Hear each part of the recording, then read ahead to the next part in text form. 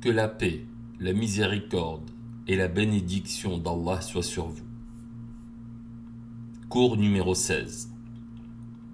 L'aumône légale, zakat. Après avoir loué Allah et lui avoir fait des éloges, puis prié sur le prophète, paix et bénédiction sur lui, sa famille et ses compagnons, l'auteur, qu'Allah lui fasse miséricorde, a dit « Mes chers frères, Allah dit, dans le sens du verset, « Il ne leur fut ordonné que d'adorer Allah en lui vouant un culte exclusif et en s'écartant de tout associationnisme, d'accomplir la prière, de s'acquitter de l'aumône légale, et voici la religion de droiture. » Allah dit également, « Accomplissez la prière, acquittez-vous de l'aumône obligatoire et faites un prêt sincère à Allah. Tout bien que vous préparez, vous le retrouverez auprès d'Allah encore meilleur et encore plus grand en récompense. Et implorez le pardon d'Allah, car Allah est pardonneur et très miséricordieux. » Allah dit, « Tout ce que vous donnerez en usure pour augmenter votre fortune aux dépens des biens d'autrui n'augmentera pas auprès d'Allah.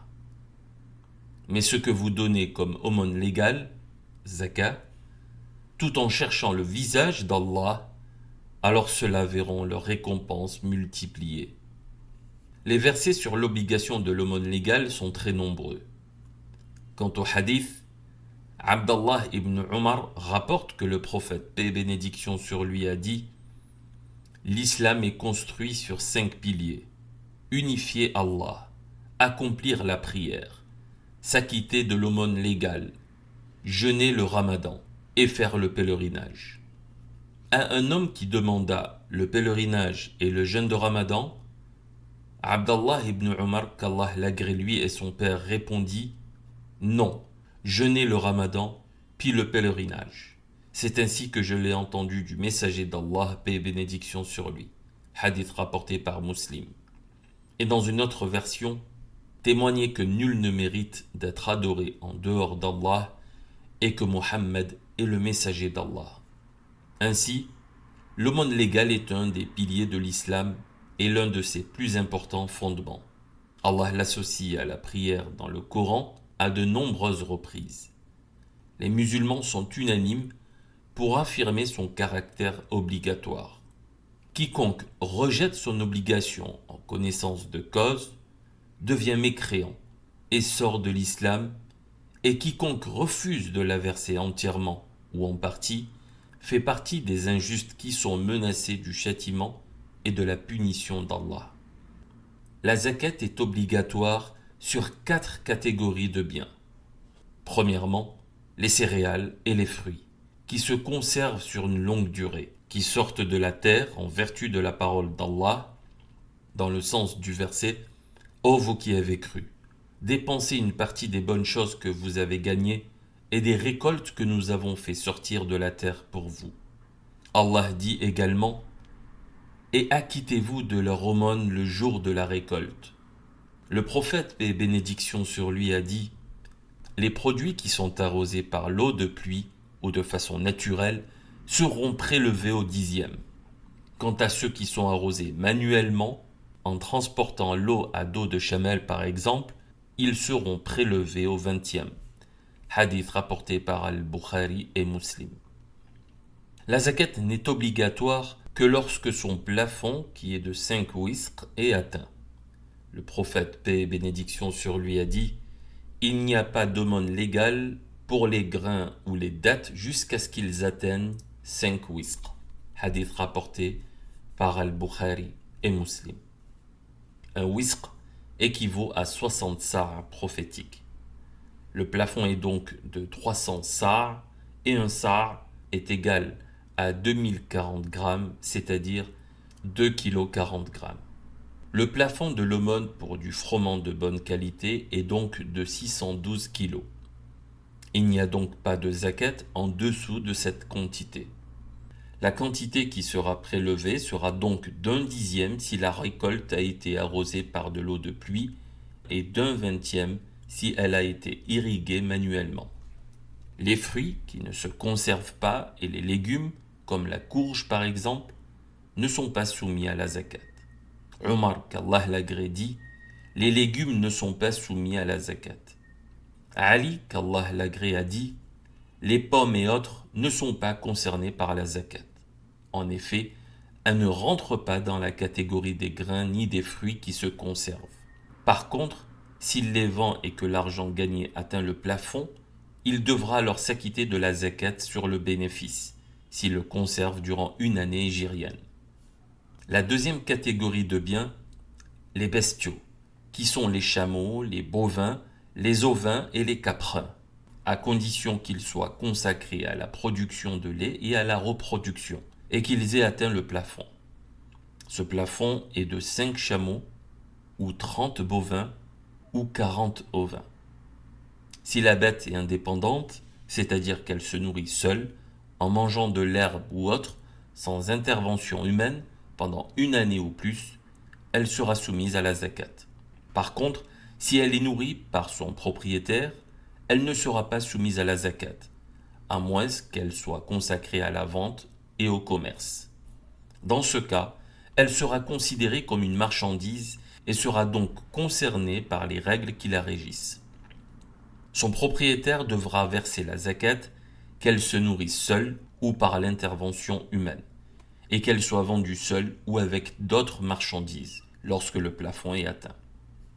La troisième catégorie de biens, l'or et l'argent, quelle que soit leur nature. Allah dit « Annonce à ceux qui thésaurisent l'or et l'argent et qui ne les dépensent pas dans le sentier d'Allah qu'ils auront un châtiment douloureux.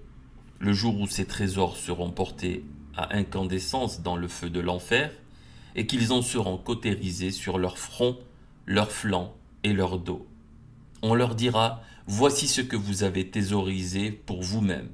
Goûtez donc à ce que vous avez thésaurisé. » Le sens de « et qui ne les dépense pas dans le sentier d'Allah » est de ne pas verser la zakat, car elle fait partie du droit d'Allah. Abu Hurayra rapporte que le prophète, paix et bénédiction sur lui, a dit « Tout propriétaire d'or ou d'argent qui ne s'acquitte pas de son droit sera châtié au jour de la résurrection par des plaques de feu chauffées à blanc dans le feu de l'enfer. Son flanc, son front et son dos en seront cautérisés. À chaque fois qu'elles refroidiront, on les replongera dans le feu et on les remettra sur eux, en un jour dont la durée est équivalente à 50 000 ans, jusqu'à ce que toutes les créatures soient jugées. » Hadith rapporté par Muslim. Il est dit également « qui ne s'acquitte pas de son droit, c'est-à-dire qui ne verse pas la zakat », comme cela est cité dans une autre version du hadith.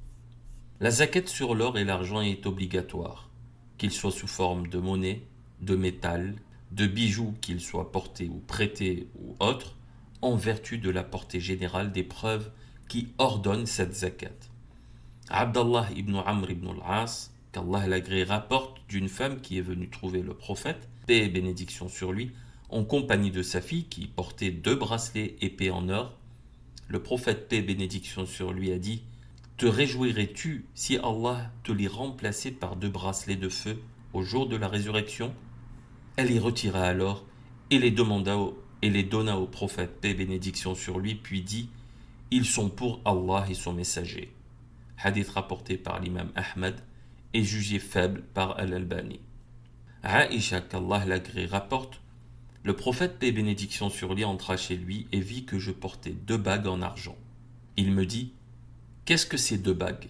Je dis « Je les ai mises afin de m'embellir pour toi, ô messager d'Allah. » Il me demanda « T'acquittes-tu de la zakat sur ces bijoux ?» Je répondis « Non. » Il me dit alors « Alors ils seront à part du feu. » Hadith rapporté par Abu Daoud et authentifié par Al-Albani. La zakat sur l'or n'est obligatoire que lorsque son plafond est atteint, qui est de 20 dinars. En effet, le prophète, paix et bénédiction sur lui, dit au sujet de l'or « Tu n'es redevable que lorsque ta quantité d'or atteint 20 dinars. » Hadith rapporté par Abu Daoud et authentifié par Al-Albani. Le dinar dont il est question est celui dont le poids est de 40 mithqal. Un mithqal est égal à 4 grammes et quart. Le plafond de l'or est donc de 85 grammes, ce qui équivaut environ à 11 guinées saoudiennes. La zakat sur l'argent n'est effective que lorsqu'il atteint son plafond, qui est de 5 uqiyah. En vertu de la parole du prophète, paix et bénédiction sur lui, en dessous de 5 uqiyah, il n'y a pas de zakat. Hadith rapporté par Al-Bukhari et Muslim. Une uqiyah correspond à 20 dirhams d'argent.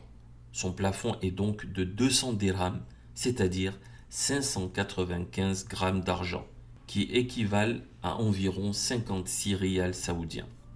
Les quantités prélevées sur ces deux métaux n'est que de 2,5%. La zakat est donc obligatoire sur les devises, car elles remplacent l'argent. Et lorsqu'elles atteignent le plafond de l'argent métal, elles sont soumises à la zakat. La zakat est obligatoire sur l'or, l'argent et les devises, que la personne les ait en sa possession ou qu'ils soient prêtés. Il faut donc s'acquitter de la zakat pour les sommes d'argent prêtées, que ce soit dans le cadre d'un emprunt, d'un objet vendu, loué ou autre. Si cet argent a été prêté à une personne aisée et honnête, connue pour rembourser ses dettes, il est possible de s'en acquitter immédiatement, si on a la somme nécessaire ou bien de la retarder jusqu'à la récupération des créances. Dans ce dernier cas, il faudra alors la donner pour les années précédentes. Mais si l'argent prêté est entre les mains d'une personne insolvable ou connue pour ne pas rembourser ses dettes, alors dans ce cas-là, le créancier n'est pas tenu de payer la zakat sur ses biens jusqu'à ce qu'il les récupère. Il ne devra d'ailleurs la payer que sur l'année où il a récupéré son argent. La zakat n'est obligatoire sur aucun autre métal, même s'il a plus de valeur que l'or et l'argent, à moins qu'il ne soit destiné à la vente. Dans ce cas, il sera soumis à la zakat relative aux marchandises commerciales. Le quatrième bien, les marchandises commerciales. Elle englobe tout ce qui est destiné au commerce, qu'il s'agisse de locaux, d'animaux, de nourriture, de boissons, de voitures, etc. Leur propriétaire devra en estimer la valeur chaque année révolue et s'acquitter de 2,5% de leur valeur, que cette valeur soit égale au montant auquel il les a achetés, inférieur ou supérieur.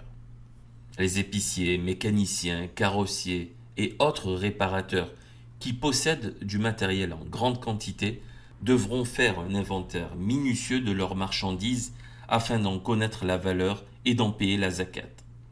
Si cela est trop pénible ou fastidieux, ils devront en estimer la valeur et payer la zakat de manière approximative en s'efforçant de s'en acquitter de la meilleure manière.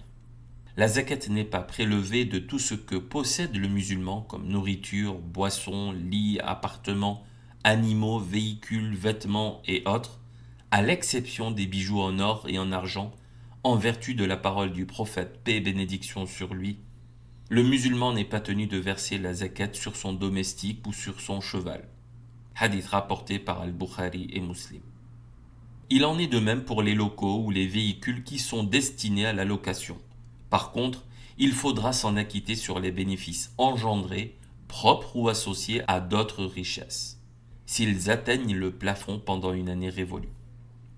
Mes chers frères, acquittez-vous de la zakat sur vos biens de bon gré, car c'est un butin et non une sanction, et c'est une source de prospérité et non une faillite. Énumérez donc vos biens qui sont soumis à cette zakat. Je demande à Allah qu'il accepte ce que vous avez donné et qu'il mette la bénédiction dans les biens qu'il vous reste. Toutes les louanges appartiennent à Allah et que les prières et les salutations d'Allah soient sur notre prophète Mohammed, sa famille et l'ensemble de ses compagnons.